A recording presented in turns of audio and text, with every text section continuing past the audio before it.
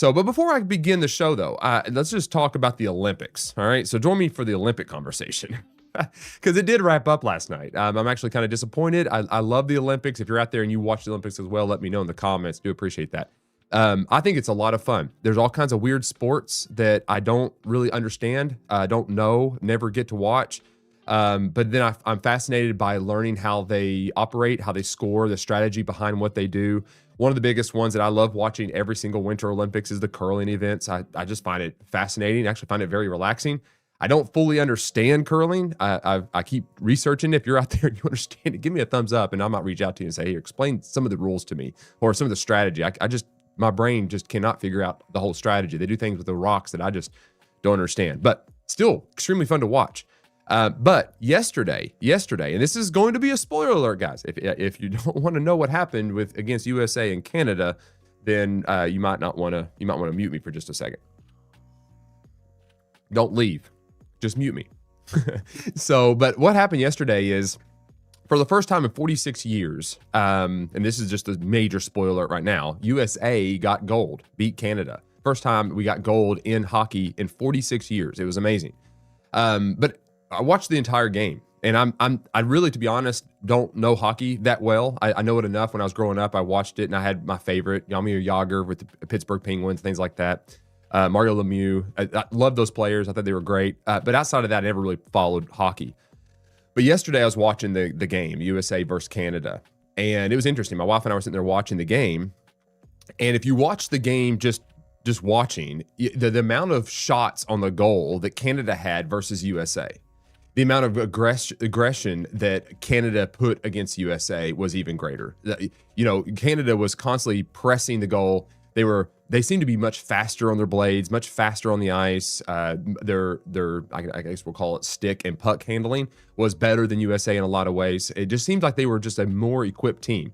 And one thing to note, and I don't know how long the Canadian team has been playing together. I don't know. I do know last night they said the USA team had only been playing 2 weeks together. That was it. And the reason why I find this fascinating, I'm going to correlate this into some real estate idea too, is, on the surface, you would look at Canada and say, wow, they are fast, they're quick, they're agile, they seem to be more equipped at what they're doing, they seem to be playing more as a team, all that kind of stuff, right? But then when you start looking into the stats, and you also start tracking the Canadian team versus USA team and how they won each of their games that led to the gold event, that's where it gets kind of a little bit fascinating. So I did that this morning. I kind of went through and just kind of looked at the play style.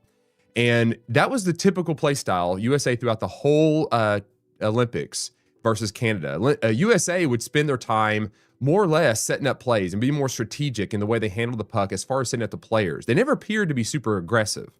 They seemed to be more relaxed and chill and calm. And they maybe didn't have as many shots on the goal, but it did seem like the more shots they took had a little bit more accuracy to it, where Canada was almost like run and gun the whole time, and they would wear their opponent out. So when I started looking back at this, and I looked at the USA team versus Canada this morning, watching the highlights, I can notice, and I don't know much about hockey, but I noticed way more plays, more strategic play happening on the USA side than Canada side. It began to become very evident. Yeah, they didn't have as many shots on the goal, but their shots were way more accurate, and it's because they were taking the time to set the plays up and make the scores. They weren't erratic. They were very planned and executed, even though it wasn't a high-scoring game. If you look at the winning goal, it was a perfectly crafted play, and it worked out where we got a goal on it, where Canada was just run and gun and shoot. And I think that ended up winning the day. I think the strategy wasn't just run and gun. It was, if we're going to beat Canada, we got to be strategic. We got to know what we're doing, know how to handle it, because we're not going to beat them on pure aggression or pure just overwhelming and overall tactics. And the reason why I bring this up today is because this is where I would correlate this to where we're going with the conversation today, even, is in real estate, we can fall into the same kind of trap. We could go online right now on social media, and we see every single real estate agent out there that is just run and gun. It's just constant promotion all over the place. They're always up in front, always doing many things. And you're watching them, you're like, man, okay, they're just everywhere, and I'm not.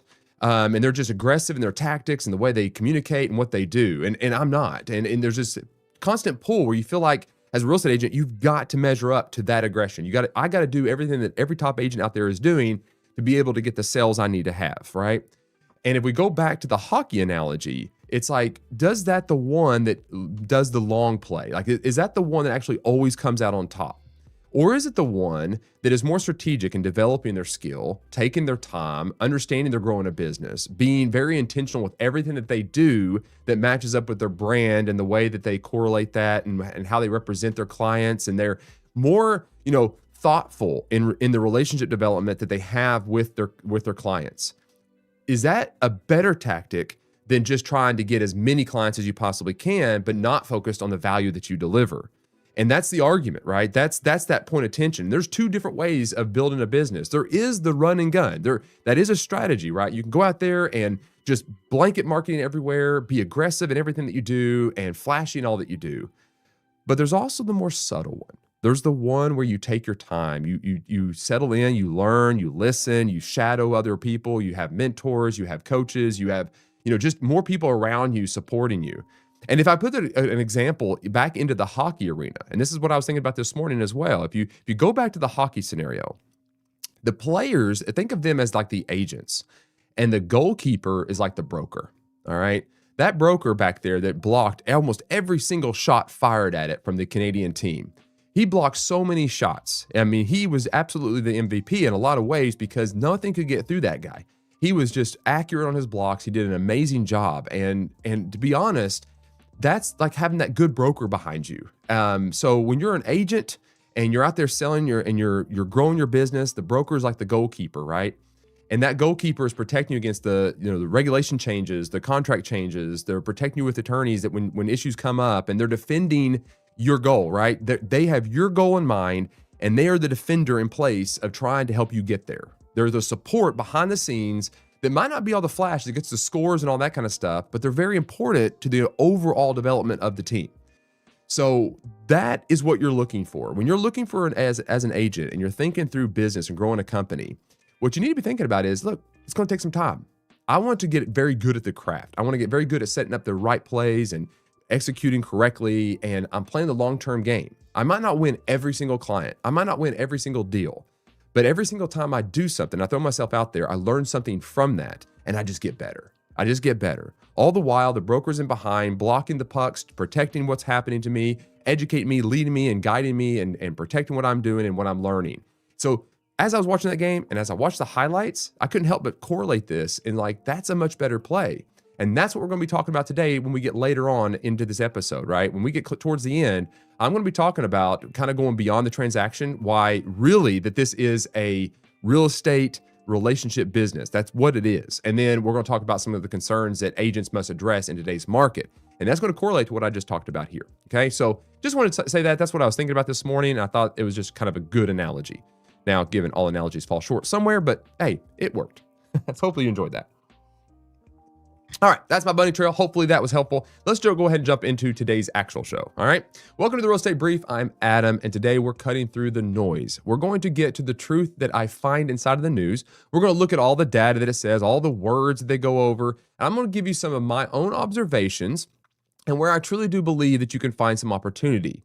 So if you're ready to gain your real estate edge, let's dive into our very first story. And today, the very first story is going to come from us from it's going to be thestreet.com, and it's written by Jeffrey Quiggle, thestreet.com. And the title of this is Dave Ramsey Warns Americans on Mortgage Rates, Real Estate Facts. The best-selling personal finance author makes a key point for home buyers. Now, what's going to happen here is Dave Ramsey is going to be sounding the alarm on waiting for the rates to drop. He's going to be calling a lot of that kind of more hype, and that a lower rates in reality will not really solve an affordability problem. When what it actually might do is create a price surge. So that's what his position is. And let's be honest, this is kind of more like a reality check for buyers that are listening, who are paralyzing themselves by trying to time a market that doesn't care about their timeline at all. All right, it doesn't care if you're wanting to wait. It's not really relevant to you. So Dave Ramsey is actually going to be talking about this, and this is a pretty good little article here. So let's go ahead and get into this. All right, so it begins with the key points, and the key points was this. It says mortgage rates have dropped, improving affordability for buyers and benefiting homeowners refinancing. Dave Ramsey recommends 15-year rate loans and stresses pre-approval for prospective buyers. Buyers should prioritize needs over wants and avoid risky mortgage products for financial safety. Now, he's advocating for 15-year fixed mortgages. There's certain scenarios where obviously it requires a lot of money down or a cheaper house and some compromises there, but you got to understand Dave Ramsey's position is more cash heavy than going into debt. Okay, so that's his position. You have to assess your own, go talk to your own financial advisor. Look, there's things I would agree with Dave Ramsey, but you can't just make a blanketed statement that this just works for everybody, right? There are just many different scenarios out there, but it does pay note to pay attention to what other people say and then apply that information, that wisdom into what the decisions we're trying to make. So we don't want to just throw it out and say, well, I can't afford a 15-year mortgage and just say there's nothing really here for me, right? That's not really good. That's not really good wisdom there. We can learn something here. So let's continue on. It says, as mortgage rates reached another low February 19th, home buying affordability improved yet again. And this is good news, and not only for people looking to buy a home, but also for those who already own a home. And it goes on to say, quote, the 30-year fixed rate mortgage averaged 6.01 as of February 19th, 2026, down from last week when it averaged 6.09, Freddie Mac reported. A year ago at this time, the 30-year rate averaged 6.85. So we're sitting at roughly about a percentage point lower than it was this time last year. Okay, so we're at a lower rate than we have been in the past few years. So that's something to note. So we're already setting the stage here to understand that the rate has dropped. It might not have dropped as low as we would like it to, but the reality is it ever going to do that? Probably not. Not in our lifetime. Not what we saw. Now, sorry for all these pop-up ads. I tell you, some websites just love them. It says, quote, this lower rate environment is not only improving affordability for prospective home buyers, it's also strengthening the financial position of home owners, the government-sponsored enterprise added. Over the past year, refinance applications activity has more than doubled, enabling many recent buyers to reduce their annual mortgage payments by thousands of dollars. So there's a big surge, and I won't say big, that's probably a little bit too hyperbolic. There is a surge in refinances, given that it's dropped about a percentage point. And I will say this, historically, when is it a good time to refinance? Most people that I've spoken to, most lenders and even financial advisors, they would say roughly around the 1% range. If you're going to save about 1% on your interest rate and you're planning on staying in that home for another 5-6 years, that number might work out for you. So assess your own finances. But if it's a percentage drop, that might be a good conversation to have in regards to your mortgage, because that's a significant savings over the life of the loan. So that's usually what they're kind of looking at. So just, take that for what it is. Let's jump into where Dave Ramsey gets to talking here. It says Dave Ramsey urges home buyers to use 15-year mortgages. It says Ramsey recommends that people looking to buy a first home view a 15-year fixed rate conventional loan as the best option. So he's advocating that is the best option. And I'm sure, that's absolutely the case, right? If you could qualify for a 15-year fixed rate mortgage and you can afford that, you're paying a home off in 15 years. That's a great option. That is a great option. It says, though the monthly payments are higher than 30-year loans, you'll pay off your mortgage in half the time. Easy math. Plus, most 15-year loans have a lower interest rate, and that interest rate will be locked in for the life of the loan. Now, let's just switch over here to see this, all right? So let's go back to home. This is the Mortgage News Daily. If I could do this, for those on TikTok, let me do this. Because again, I meant to actually do this before. I wanted to show what their interest rate currently is. So here is what we're looking at now, guys. This is, those on YouTube and everywhere else, they can see that. But right now, if you look at the 15-year fixed rate, we're at 5.6, right? Let's see, does this show the fit? Yeah. So there you go on TikTok. Hopefully you guys can see that. There's your 30-year fixed rate right there. It's for the 30-year, it's 6.04. For 15-year, it's 5.6. So that goes back to what he was saying there, right? He was simply saying that if you get a 15-year mortgage, it's going to be a lower interest rate. And that's almost a half a point. In some cases, it is a half a point lower. So you're already going to get a lower interest rate by doing a 15 years. So that's good to his argument. If you can afford to do a 15-year loan, it is a much better product. Let's see. Ramsey also suggests that potential home buyers get pre-approved before looking to buy a house. All right. Now here, I'm going to talk about pre-approval. Let's see what he says. It pays to get pre-approved for a loan, not just pre-qualified. Okay. Yeah, there you go. Pre-approval is when your lender verifies your financial information and gives you a letter saying how much money you can borrow. It shows sellers you're serious and can give you a leg up in a competitive market. Okay, yeah, just know some lenders may pre-approve you for a bigger loan than you actually need. Or okay, I'll stop there. So real quick, you guys know this, and you guys are realtors out there. There is a big difference between pre-qualified and pre-approval.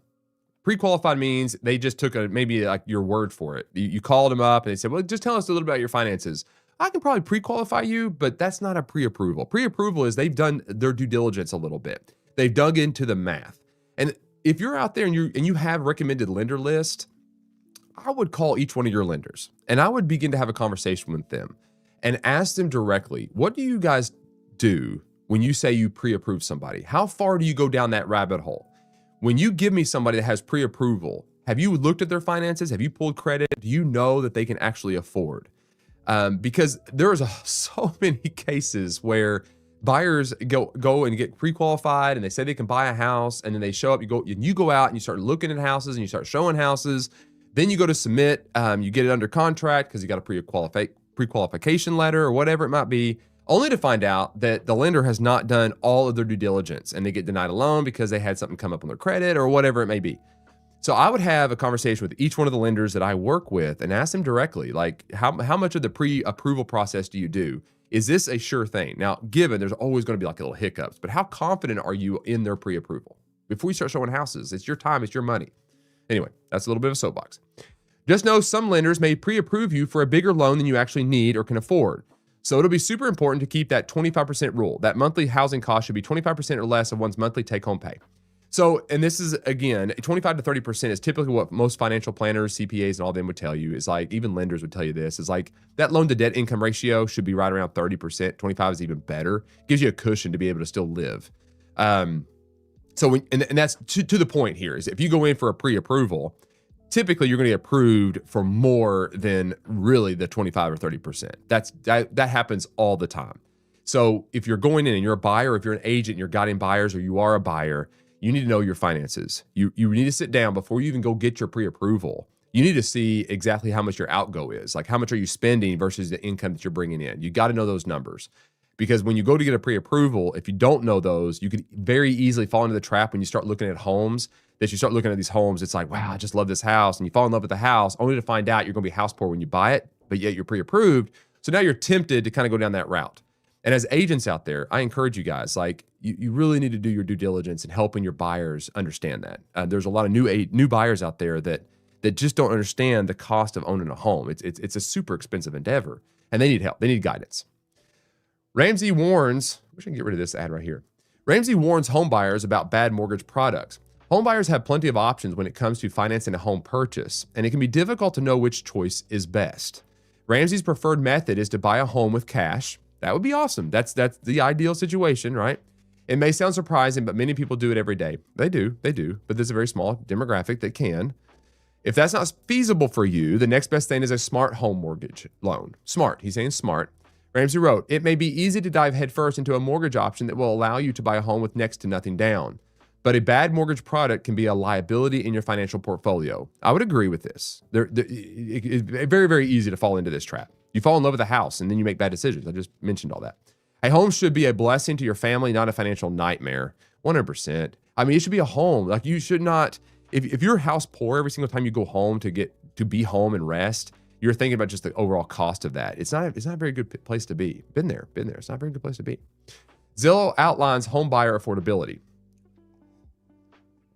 So that's what Ramsey had to say. Zillow's going to give a little bit of the idea behind some stats. So this is Zillow, love or hate them, whatever. Lenders evaluate affordability using gross monthly income, meaning the amount earned before taxes or other deductions. When co-borrowing, they combine all borrowers' salaries. For example, a combined $100,000 salary equals about $8,333 in gross monthly income. So this is giving you a guideline about how they would assess your pre-approval.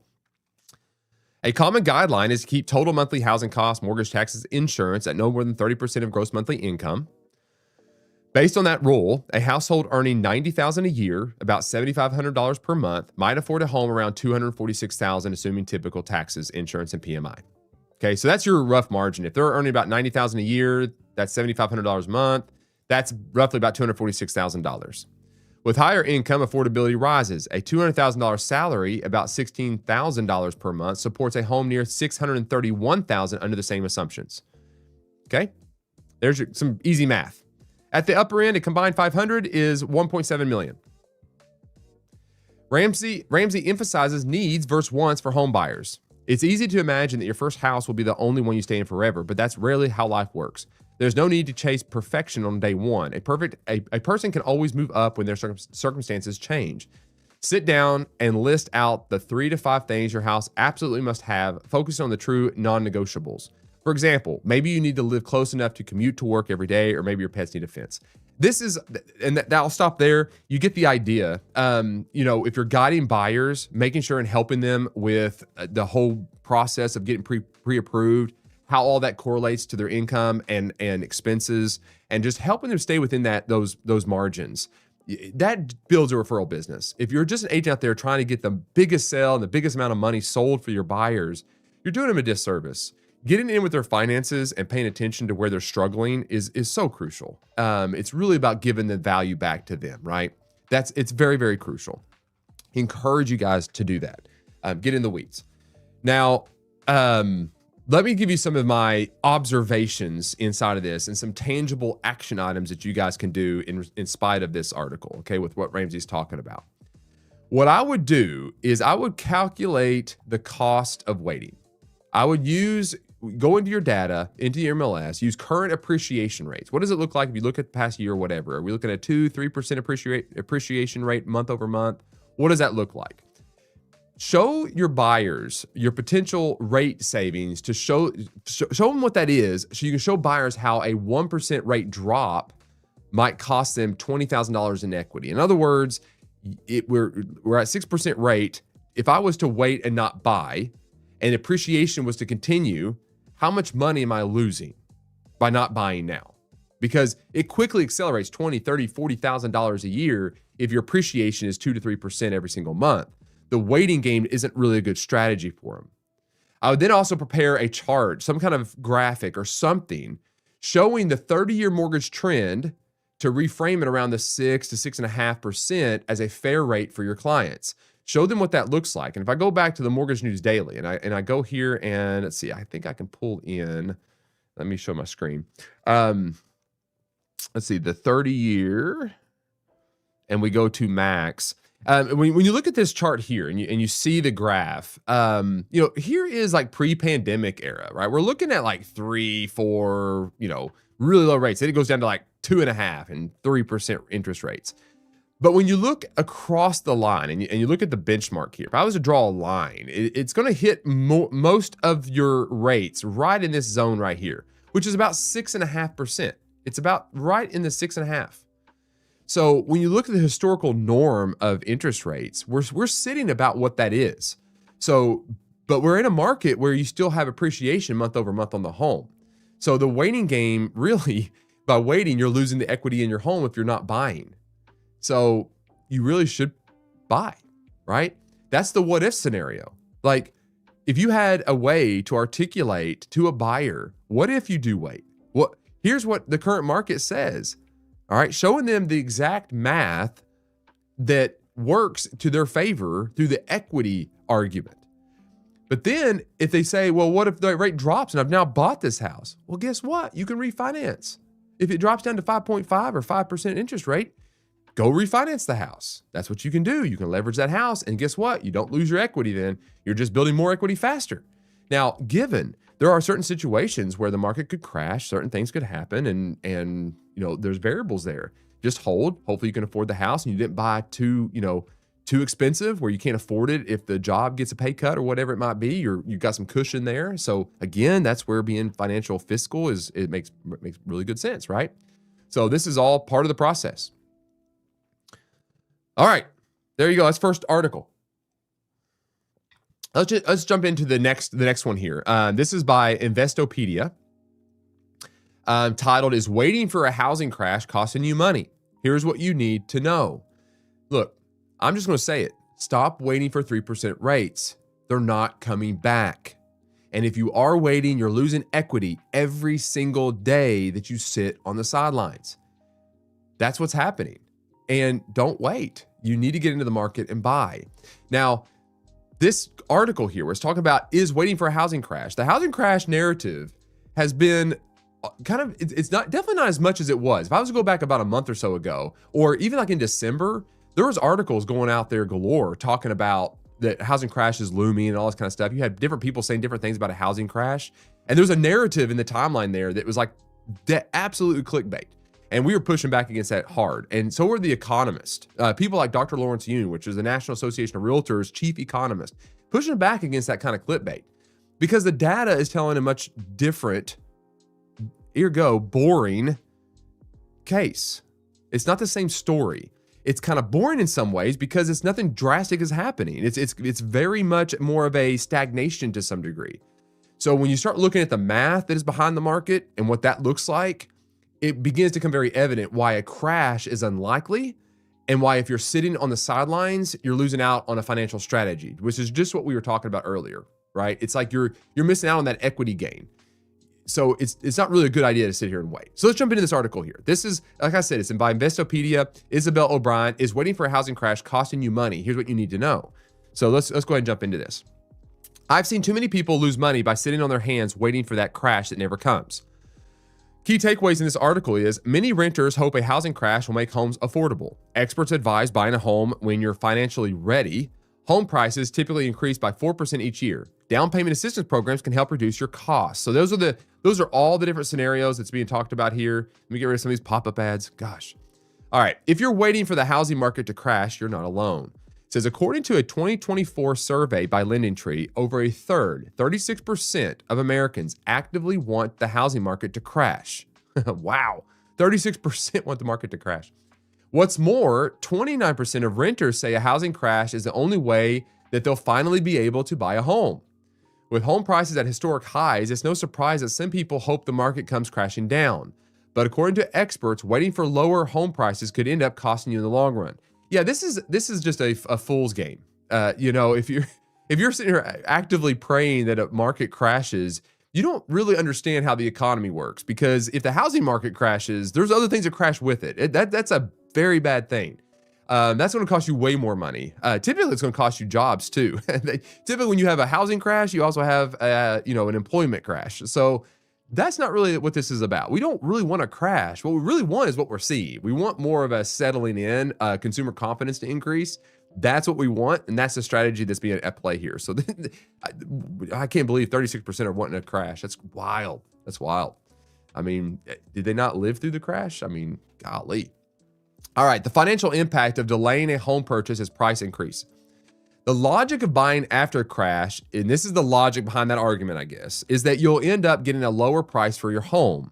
But what if that crash never comes? You'll ultimately be stuck paying higher prices down the line. I've seen too many people lose money by sitting on their hands waiting for that crash that never comes, said Evan Harlow, a realtor at Maui Elite Property. Matter of fact, if you're fence sitting, it's merely costing you. Historically, home prices have risen about 4% year over year. However, recent years have supercharged growth, with home prices doubling. We know all this. We know this. But typically, if you were to look at the historical narrative and you average that out, just like if we would average out interest rates, they typically hover around the 6.5 to 7% rate. The average inflation, if you were to go over the past 10 years, 15 years, 20 years, would average out to around 4% a year over year growth in your value of your home. All right. But that is not counting into consideration any upgrades or anything you do to that house to increase its value or equity. So there's even other ways you can control that asset to increase the appreciation of it and also your return if you ever did sell it. So again, you got a little more leverage if you buy a house. All right. Additional, and this is good math. It says 4%. Home prices typically rise by about 4% each year. That means that a $500,000 house this year could cost $520,000 next year. Okay, so just put that in perspective. If we cut that in half, we'll say $10,000. So if you're waiting for the interest rate to drop 1%, are you saving $10,000 on the interest rate to wait to buy? Or are you gaining more equity and have an asset that you can control the equity that you gain in there by doing certain things to it, right? This is the math. It's like waiting, you're losing the opportunity to leverage future wealth. That's what you're doing. And that's not a good risk to take. It's not a wise one. Additionally, for every month you pay rent instead of a mortgage, you lose out on potential home equity. This is another argument. It's like you have to live somewhere. So think about this. And I've heard this said many times, and I'm sure you've heard this, but an old realtor friend of mine, I mean, he was like in his 80s when he was actively listing and selling still. And he would go after the tenants of current landlords and just basically say like, look, you are buying a house. You're buying it for the landlord, not yourself. And that's a fair argument. You know, you are still paying rent. You still have to live somewhere, and that comes at an expense, and you're not building any equity. You have no control over that asset whatsoever. You know, all you're doing is adding a cap rate and a benefit to the landlord for his benefit and not your own. So that's where, as a realtor or as a renter, it makes sense to get in front of a realtor and have them help you find a house and go through this. Get off the fence. Like you're losing a lot of equity month over month. Don't do it. All right, let's go through this article a little bit quicker here. All right, that's the argument for the cash. The effect of rising interest rates on home buying power. This price spike has been coupled with higher interest rates, meaning that home buyers have even less buying power. Jules Garcia, an agent at New York-based luxury real estate agency Coldwell Banker Warburg, warns that a 1% increase in interest rates can reduce a buyer's budget by as much as 10% in some high-cost markets. Yep, that's true. Does that mean that you shouldn't buy while interest rates are still high? Not exactly. Rather, experts suggest that you buy the intention of refinancing when rates ultimately drop. Again, you have leverage. When you own a house, you have leverage. You don't have that leverage if you don't buy a house. You're just paying rent somewhere without leverage. All right, opportunity cost of home down payments, potential earning loss. One major argument for trying to time the market is that your down payment can earn money in the stock market while you wait for prices and or interest rates to come down. Yeah, no. While the argument may make sense in theory, in practice is much harder to execute. Yeah, look, like look at this. If you put $80,000 in a high yield savings account, you will have more money in the bank than if you just spend it on a down payment. But there are other costs to consider. For example, are home prices rising? Will $80,000 buy the same home next year? No, it's inflating. It's increasing in value faster than anything you could invest in, right? It's a higher percentage of return. So you could do that, but you're still going to be behind the 8 ball. The pitfalls of market timing for average home buyers. Ultimately, experts agree that the best time to buy your home is when you can afford it. Don't try to time the market. That's true. When you can afford a house and you get qualified and you're pre-approved for a house, you should buy it. I mean, if you go throughout history, that's the thing to do. If you go back to the 80s, I mean, if we go back to this graph right here, look at this rate right here, guys. Look at this. This is 1981. 1981, look what the interest rates are. I mean, we're at 18%. Guess what? People still bought and sold. And then what they do? Well, guess what? When it dropped down in 1987, 5 years later, it dropped down to 9%. Don't you think the people at 18% refinanced down to 9 and thought they got a great deal? 100%. And those people that bought back in 87 that still own their homes are sitting on a massive amount of equity now that they hit this era here. I mean, this is, again, like they lived in their house. They had a house. They bought when it was high, but they refinanced, got it low, maybe did some improvements in it. And now they're sitting on a cash gold mine because of appreciation. It's just math. Get the mortgage that's right for you. That's it for that article. This is just to help you kind of think through this. If you are a buyer and you're on the fence, this is very logical information for you guys to process. If you're a real estate agent, this is information for you to know, to take to the buyer that is renting or maybe on the fence and that you maybe have been in communication with the past 2 or 3 years and have these kind of conversations. You know, the current inventory that we sit on right now remain historically low. What does that do? Well, that provides a floor for prices that prevent a 2008-like style collapse. Okay, so that's what that means. The difference between correction and a crash. Demand is still outstrip supply in almost every single major metro, which that then correlates to the rural areas. Okay. If you take analysis of how rental costs are an immediate loss and compare that to the forced savings of a mortgage or the appreciation and equity you gain in a home, they quickly outweigh each other. So this is the argument. This is the argument. So here's some action items I would give you. Share some kind of local rent increase. Go into the data, find out what your rent used to be 5 years ago compared to what it is now. Do the math. And if that person that has lived in that rental unit for 5 years and has paid that monthly rent, and even as it's went up, have some kind of graph, to use a scenario. You probably put it into ChatGPT or Gemini and have them say, hey, create me a scenario where if you're a tenant for a home that's $2,100 a month for 5 years versus a person that's now got a mortgage for even 7% interest rate and is appreciated at 3% over month, and that's conservative given that we had this crazy spike in appreciation. But see the difference, and it'll break that number down for you and tell you the cost. And you can build a graphic on social media and talk about it. It's a good thing. Post specific months of supply. Go to your MLS, find how much months of supply do you currently have in your current zip codes, right? Because if that number's low, that crash narrative is debunked, right? You're just not going to have it. It's just not there. Educate your sellers on why they're locked in. Like you go back to these interest rates. I'll show it again on my screen here. If you go back to, again, if we go back to this era here where it's like 2.5%, you look at this rate down here, it's really, really low. All right. If we look at that, okay, look at the year 2020. Let me jump out just a little bit. Let's go to the 1 year here. Or sorry, the 5 year. Let's go to the 5 year. 5 year rate. When we look at this, it's over here in 2020 and 2021. It's really low down here at the 3.2, 3.5. And then it starts spiking up. Count the years, 22, 23, 24, 25, 26, right? So what's going to heal the lock-in effect? Time. Time's going to heal the wound. So we know that. We know that is true, right? So again, talking to people that think that they're locked in because they have a low interest rate, having conversations with them, calling sellers, buyers that you sold a home to in the past 4 or 5 years, talking to them about life changes. Because if it's not the only reason, if they have a really low interest rate, but their life circumstances have changed and they're paying, even though they're paying a low mortgage rate, but they got this bigger house and they don't need it, there's cost to owning a bigger home. We got many factors, maintenance and taxes and everything else, and utilities, right? All of that factors into that lower interest rate. People have tunnel vision. They're not thinking about the broad picture sometimes. They need our help. They need our help to guide them. All right. That would be my takeaway items from that. Let's shift gears now to wrap up this show for the day. We're going to shift into talking about practical advice to get you guys thinking as real estate agents, thinking about your business going into this week, things that you could be doing. These next couple articles, the very first one especially, is leaning very heavily into what I would believe is very, very important for real estate agents to understand, is that we are the pillars most of the time in our communities. We need to be. And if you're not the pillar in your community, that's what you need to be striving for. It's beyond the transaction. All right. That's what this whole article I'm about to talk about is all about. It's titled Beyond the Transaction: Why the Modern Real Estate Agent Must Be a Community Pillar. It's important. And this is by eliteagent.com. Look, in an era where AI, the portals, and all this kind of stuff, where it talks about just all the transaction, right? The AI and the portals address the transactional aspect of what an agent does. The agent is a commodity. They are the community. He and she is the community.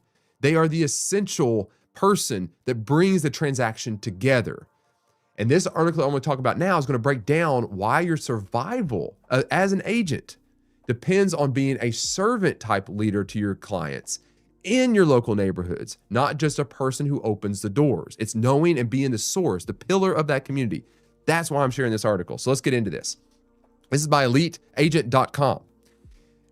Beyond the Transaction: Why the Modern Real Estate Agent Must Be a Community Pillar. This is written by Adrian Knowles. Adrian Knowles, it doesn't really tell me who he is. I think he's a broker owner of a company somewhere. But anyway, it says Adrian Knowles explains how modern real estate agents are moving beyond transactional roles to become trusted community advocates, using technology to enhance service while building lasting relationships in their neighborhood. And this is going to be addressing the whole thing. If you're a realtor out there and you're listening to this, I guarantee you've come across at some point, it's not too pervasive, but you've come across people say, well, AI is going to replace you. Some version of that kind of talk. Oh, or they'll say it's going to make you have to cut your payments, and it's going to have to, or you might not make as much money, and some type of conversation there. And I will say, excuse me, there is some validity to that argument for the agents that just fall into the narrative that I'm going to use AI and I'm going to try to be like everybody else. There's an argument to be had. But if we shift our focus to being that transactional relationship type agent, it's not really the case. And that's what this article is going to be kind of talking about. All right, here we go. Let us address the elephant in the room. For decades, the public perception of the real estate agent has suffered. In surveys ranking trusted professions, we have historically set uncomfortably close to used car salespeople. Now, the thing is like, I know that we use that term, used car salesperson. It's almost like a derogatory thing in some ways, and it really shouldn't be. There are some really good car salespeople out there. There's no doubt. But you get the idea behind this is that we're meant to kind of be beyond that. When we're trying to sell a house, the house sells itself. We become really the asset to the deal when we're trying to get the meeting of the minds together. That's way more complex than a car salesman. Every house is unique. I don't have to sell all the features of a house to get the buyer to realize if they want the house or not. As a listing agent, I do have to market it correctly to the right demographic. Sure. But where does my job really begin? It's on the transaction side of things. It's the relationship, navigating the difficulties of inspections and everything else. You guys get this. So that's where we need to be leaning heavily into. Goes on to say, this skepticism stems from an outdated transactional model of business, one where the agent was seen merely as a gatekeeper to property focused solely on the commission rather than the client. That model is dead, and frankly, it deserves to be. So this is, again, we were like this gatekeeper to information. When I first started real estate, I know I look young. I'm 43 years old. When I first got in, I was in my early 20s. And we still had the old MLS books, right? We didn't have the digital MLS. We had to wait for the book to come out. Half the stuff in there would be dated and out of date. And buyers and sellers had to come to you. You had the only information, right? They couldn't go online to find this information. Think about how far we've come from that. We are no longer the gatekeepers of that information. They can get all that themselves. They could do their own CRMs if they wanted to, or CMAs, right? They could do that themselves. So again, that model is dead. If that's what you think your value is, that's the argument. That is the argument. All right. We are navigating an era where trust is the new currency, and the role of the agent is undergoing a fundamental metamorphosis. We are moving away from being sales facilitators and towards becoming indispensable neighborhood consultants and community pillars. So there is the thesis of this article, right? That's what it's going to be. Number one, he says, the fallacy of the algorithm. We cannot ignore the rapid rise of prop tech and automated valuation models, which is AVMs. Technology has democratized data. A homeowner can now get a rough estimate of their property's value in seconds via an app. Just mentioned that. This has led some pundits to question the necessity of human expertise. See, on the surface, your consumer is seeing this like, yeah, I don't really need an agent. Like, what are they going to do? I can find out the value of my house. I can throw my home on Zillow. I don't need an agent, right? How do you combat that? How do you handle that objection? What words do you tell them? That's very crucial, how you handle that situation. However, and I love this. However, data is not wisdom. An algorithm can tell you what a house sold for down the street, but it cannot tell you why. Guys, if I was to summarize what we do, it is we bring our wisdom, our expertise, our knowledge, our experience with all of our buyers and sellers to the table. Because I can go online right now as just a consumer, and I can search and think that I'm learning everything I possibly can about the real estate transaction and be super confident. I can go on and watch HGTV and watch these people sell their houses all on their own, and all this kind of stuff happens. But in the end, what do I lack? I have all the data, all the knowledge. I have none of the wisdom.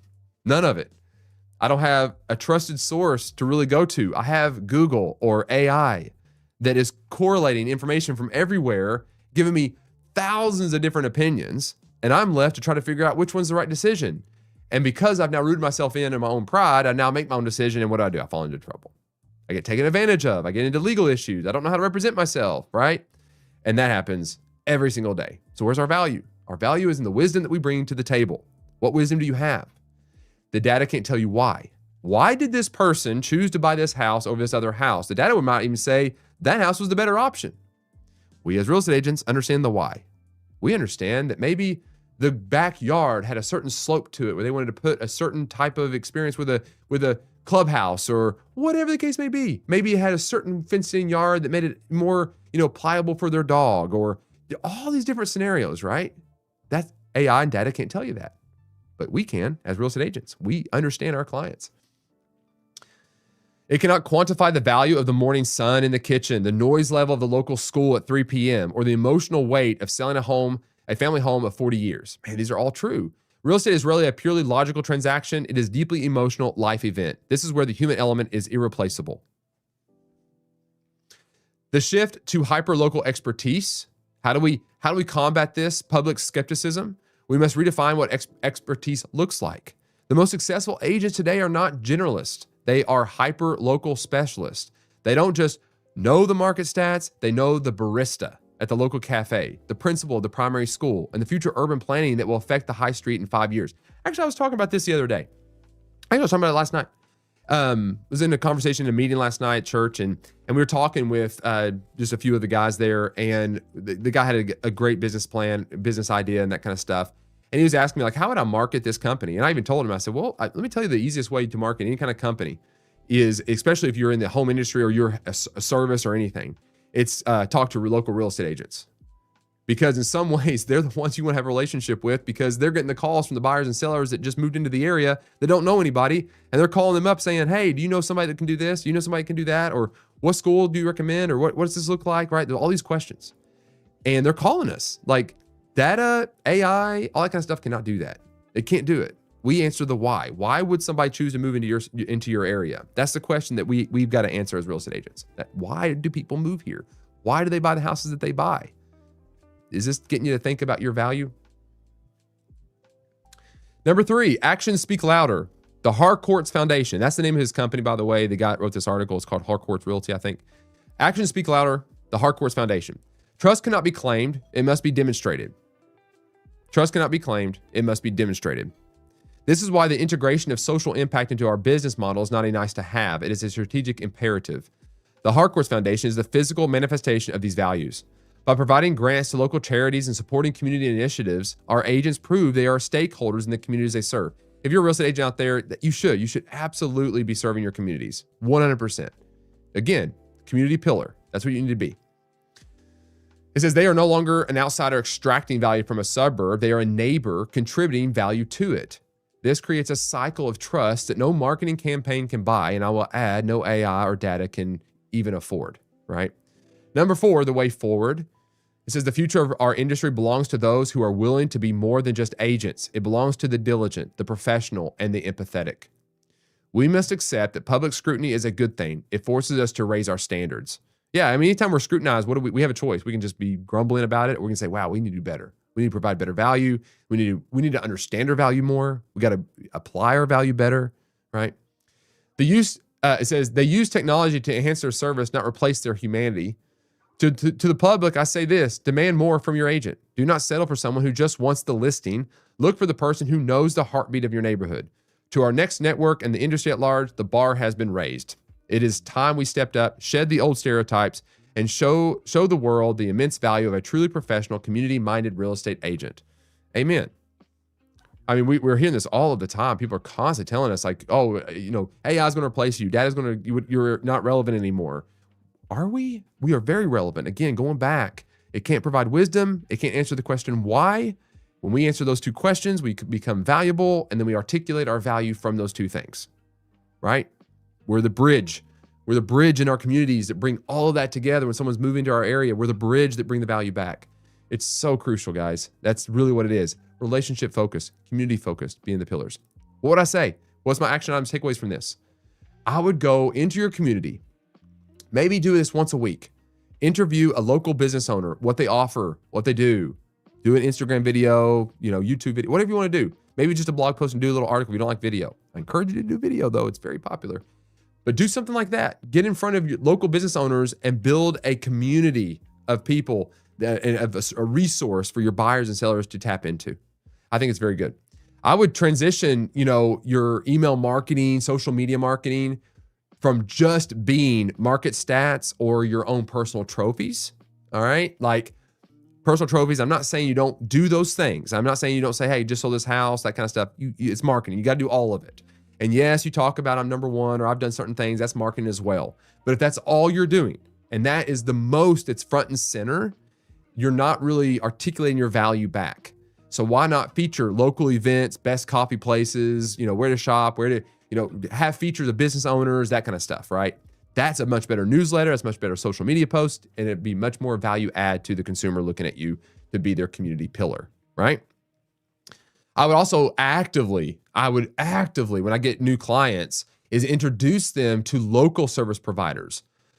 Doesn't need to be, remember, you got to have multiple recommendations, right? So plumbers, attorneys, whatever it may be, hairstylists, where you eat, favorite restaurants, all these type of things.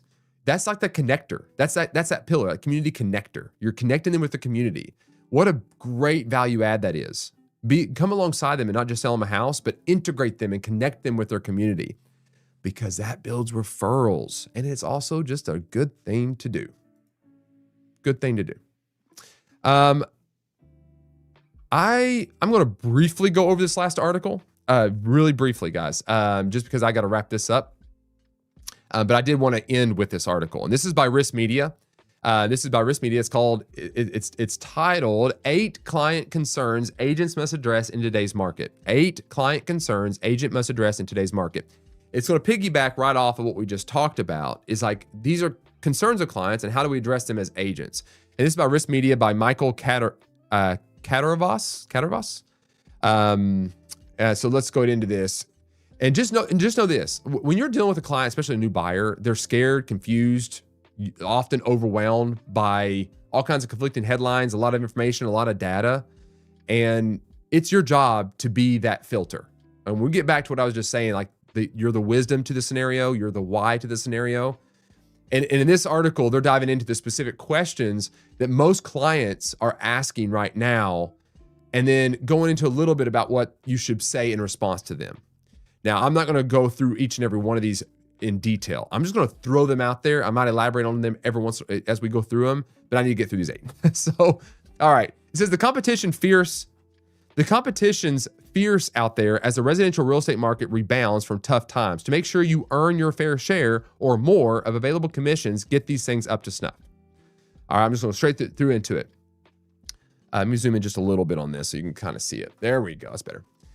Number 1, poor communication service, like a follow-up, failure to understand buyers' needs. In other words, we need to be able to communicate very effectively and very quickly and very often.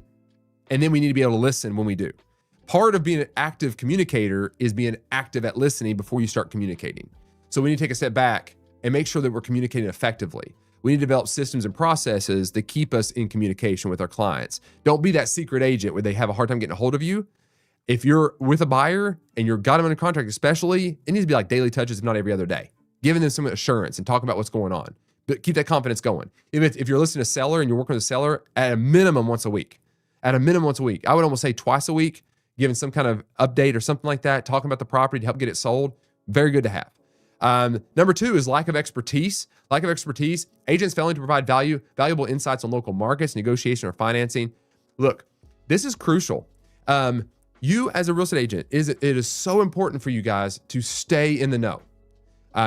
That's what I try to do here. And understand, I do this now because I've always done this kind of reading every single morning in the real estate market. I would spend the first 30 minutes of my day getting started at work, just going through real estate news, knowing what's going on in the market.